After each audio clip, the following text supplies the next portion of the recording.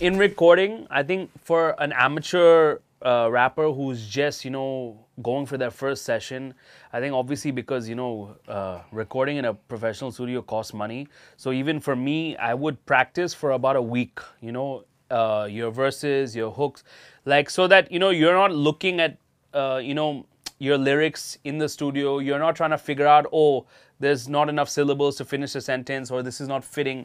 You should go in there memorizing your lyrics so that you can just perform and give the, the best take. Because at the end of the day, if you don't know your lyrics, half your focus is on trying to get the lyrics, through your brain into your, coming out of your mouth. So I'd rather, you'd rather go in knowing everything so you can just give the best expressions through, having it memorized.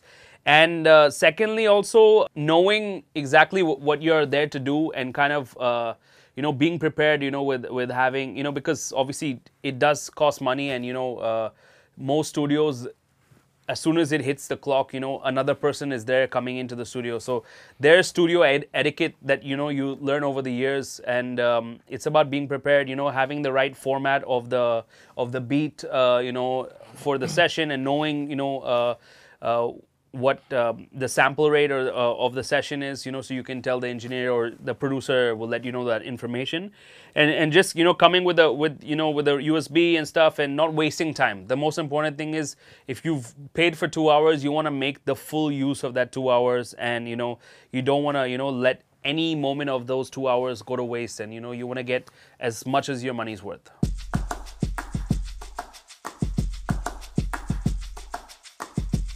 You should always, let your tone be in relativity to your speaking voice. So if you know your speaking voice is at this level, right? And I know I can go, that's I'm rapping in my speaking voice. But knowing that I can go, or I can, knowing that, my vocal tone, my speaking voice is here in my range, and I can go high, I can go low, I can go, it's just about adding different extra, pulling back or adding more energy or effort, to switch up the tone.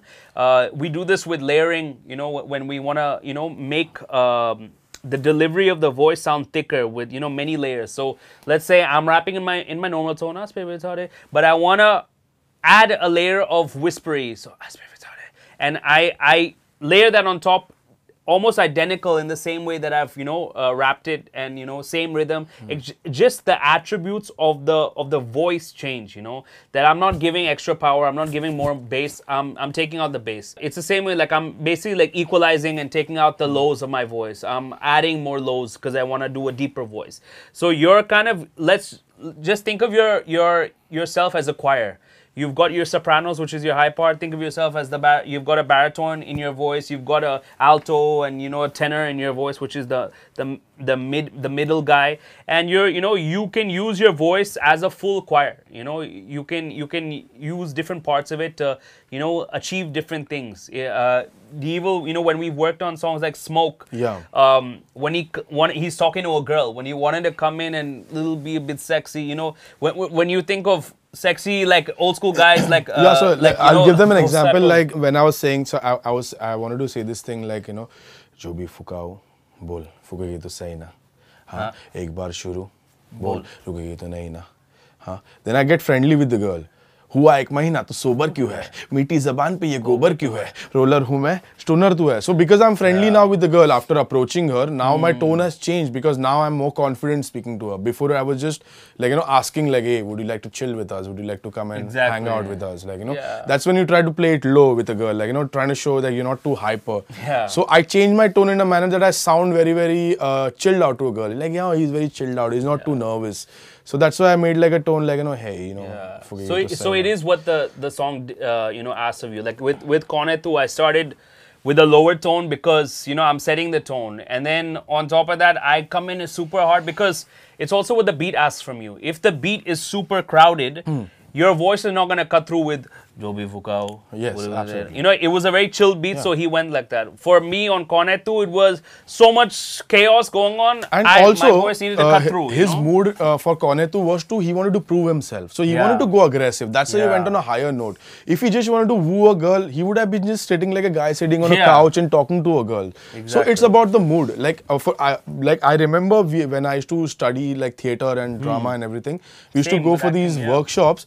The director would tell us that take a sentence and say it in different moods. Like say it sad in a sad way, in an angry manner. Say it like as if like you have to go to the washroom. Like you're getting a pressure and then you're talking something. So these are like some acting practices which are also can be utilized in your music, in your recording. If you're a recording artist, these things really come in handy because then you know how to change your tone as per your mood, and that's where like you train your vocal cords to bring out that voice. If I have to go low, I would just go like, yeah, what's up, yo? What do you want? And if I just have to go like really like my evil, devilish side, I'm like, hey, kya bolti tu? Kaise hai tu? Haan, kya bolti hai?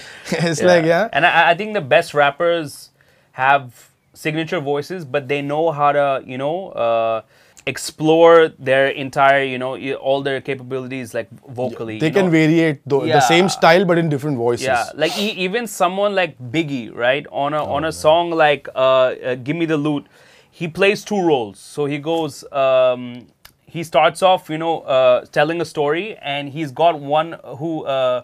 My man, if left a tech in a 9 at my crib, then he go, motherfucker, right? My pocket's looking kind of tight, and I'm stressed. Even Eminem did that in the Stan song. Yeah, that's it's amazing. About if you're a storyteller and you're trying to have two parts of the story, like same way that Evil did on Hip Hop Bajega, you had that thing. Right. It's about adjusting your voice to make yourself sound like a different person. Eminem does it all the time when he wants to speak like a girl who's speaking to him. He's done that in a song called Stan when he was talking as his fan also. So he wanted to make himself sound like a fan. Even like Just Lose It, a bunch of these songs where he's talking. My name is.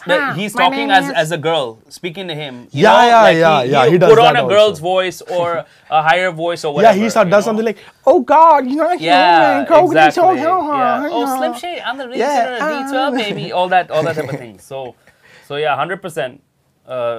Change up your voice for different things.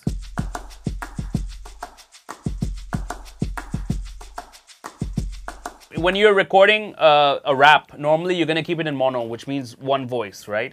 What we do to layer and accentuate certain words and put emphasis on certain words, we'll record, we'll do another take on that same rap, hearing that same rap we've recorded, and we'll just punch in the last few words of each line. And those are called stabs. We're stabbing in the last two words. And what that does is it basically puts emphasis on the last words of each sentence, which is the rhyme, So that's one important thing. Then you've got within the spaces of each line, within the syllables that are taking up each bar, if there's a space in between each line, people put ad-libs. And what ad-libs are is also narration, I guess, in some ways, but you're kind of commenting on in between each line. So if there's a line talking about money, I might say bunny or cash, or something like that.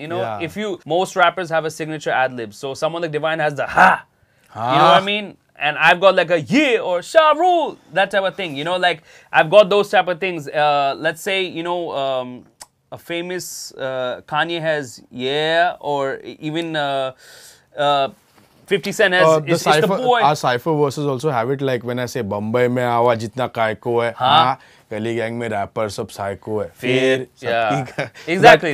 Those are the, it's the commentary in between, and it kind of links each track together. It's just for fun so that we try it out. It's like, And it's always mix-wise. It's always kept towards the back. Like even laughs and stuff, and different like these little sounds that that we do like yo, or even up? like oh damn, those type of things. Any like non kind of, and you don't want to fill too much there because it's in between each line. No, I'll give an example where I used ad-libs for the right reason is that there was one time when I was trying to do this chorus, I was trying it out and there was nothing that was bringing energy into that chorus. It was just me saying lines and the drums playing and the beat playing. Yeah. So I added like after every line, I added like a hey, hey, hey, hey. So that hey actually made it like gave it a feel like that, as if people are yelling hey for me. So it was bringing more energy. Agreed. So you just try to create this mental imaginary thing using your vocals and your voices and everything, just to make it interesting, give people like sort of an imagination. Because sometimes people think, okay, what might be that sound coming from the background? Like they start imagining and they start picturizing, like, you know, how the song would be and what the artist is trying to say and what he's trying to do, the mood is trying to set. I think it just adds like a different spectrum to the track. You've got the main thing, which is telling the story, but you've got this narrator, even though you've got that same narrator, which is the intro and outro, but he's in between kind of telling you, you know, like little things. So I think stabs and ad-libs are like two important things with, like when I ask, because I mix and master as well, when I ask another rapper to send me their vocals, I always say, give me one lead track, give me 2 stabs so I can pan them left and right, and give me like plenty of ad-libs so I can just chop up and choose the best ones and stuff. Because I think in terms of those, I just gave away some great secrets. So, you know, you go take that and do some crazy stuff with it. But what I'm trying to say is it kind of gives, you know, the engineer enough to work with, you know, that you have like, you know, enough layers. You give them a full spectrum, not just one voice of rapping, you know, because people will get bored with just, you know, one voice of rapping on a beat, unless you're Drake and, you know, you can do that. I think also most important thing, reference as much as possible. Like in every lesson we say reference. So go and listen to other rappers. If you hear Snoop Dogg, the amount of stabs he does and in voices, so he'll go in the same voice, the last 2 words, smoked up, then he go smoked up, for shizzle, and then smoked up. You know, he'll do it in these 3 layers, and when it comes up together, oh, it sounds like beautiful, and you wouldn't even know unless you really hear for them, but it creates such a vibe. And you know, I've heard Snoop Dogg singing like rap in different voice tones and he everything. has those voices. Snoop Dogg's a great example. He's gangster, bro. He's got his nasally, na I don't do it, and then he goes, na I don't do it, you know, he can really, you know, flawlessly go through. Even someone like Busta Rhymes on a song like Touch It, Bring It, he goes, nobody bringing the sound, you know, flawlessly going in between these voices. Right away the listener's like, damn, how are we gonna, you know, like this is like keeping me every 4 bars keeping me in this check, is like a new know? version of Busta I'm hearing. Exactly. Like it, you know, everyone has everyone has few sides to them. Mama Gem and I have 2 sides to me, but I'm saying everyone has these different voices. So like Kendrick, great example. He has his, you know, and then also the you know, he's got his, I like to call it the vocal toolkit, you know, like knowing what's your... I think all the rappers have, I've heard it like mostly from rappers like Kendrick or Eminem most of the times, because Eminem also had like an alter ego, like a different persona, like called Slim Shady. So his Slim Shady voice is different. And it was more nasally. Yeah, more nasal and more annoying, because he wanted to show the character as an annoying character from the trailer park. You know, that was a reflection of America. He wanted to show how a common man in America is. Then he went on to his Eminem voice, where he would rap about, I'm not afraid. Yeah. I think a great exercise, which I used to do as a kid, when you reference like different vocal tones. So I would write a rap, and I would say the first 4 bars, let me try it in a ludicrous style. So, you know, I would try basically doing speed up flows, and, you know, try and do first 4 bars in ludicrous style, second bars in Snoop Dogg style, and the last 4 bars in a Busta Rhymes style. So you would get used to kind of exercising these type of parts of your voices, and once you know how to do it over time, you kind of come up with, you know, what's available in your vocal toolkit. Like, can I go this low? Can I really, how high can I push my voice, you know, and where does it fit nicely? Is it comfortable for my voice? So I think if you practice and kind of reference, okay, I need to do a similar type Eminem voice on this part because it kind of dictates me to do that. Can I do a similar type Busta Rhymes because I'm going angry on this part? You know, like that type of vibe. And once you exercise those things, like just same way when you go to the gym, you exercise those parts and those techniques, then you start, you know, being creative and doing stuff with those voices and changing it and making it your own over time. Before I knew what a vocal tone is and how to adjust your tone and everything, what I only knew was the scale of the song, or like the pitch of the instruments that are there in the song. According to that, automatically I would try to match that on the beat. Like for example, if I'm playing a beat that is mellow, automatically now a very mellow tone comes out of my voice because sonically I'm training my ears and my brain to connect together for me to understand what vocal tone I need to come out with. If it's a song with like a big guitar riff like gang, gang, gang, gang, gang, gang, gang, gang, gang, I would always go like I would go like that. But if it's something like it's a keyboard like tring, tring, tring, tring, tring. If it's something on those lines, then I would go like क्या बोलती तू sorry आके मेरे को मिल तुझे कैसे मिलूं अपना दिल कैसे आके. So automatically by the scale of the song, a lot of people don't understand music that very well, but I also did not understand music at one point, but by listening to a lot of songs, different beats of different moods, my vocal tone kind of trained itself to come out automatically. That happened with every rapper, almost all the rappers. 100%. I think overall, when it comes to, developing your tone and figuring out your voice, it all comes with practice. It all comes with, trying things out and experimenting. There's no right or wrong. And, my voice has changed over times because, like when you're a teen, your voice is up here and, your voice cracks and then suddenly you develop that manly voice and sort of want to use it like that and all that. So it's just about, really experimenting as much as you can. On songs like, a song like ours that we have Smoke, we go lower in tone. On a song like Lax or Konetu, because it asks of us, we go higher, So it's also about what the song asks of you and, knowing what you can bring to a song vocally and, kind of building those skills over time. And also making it signature so that your fans, as soon as you hit a song, they know it's you,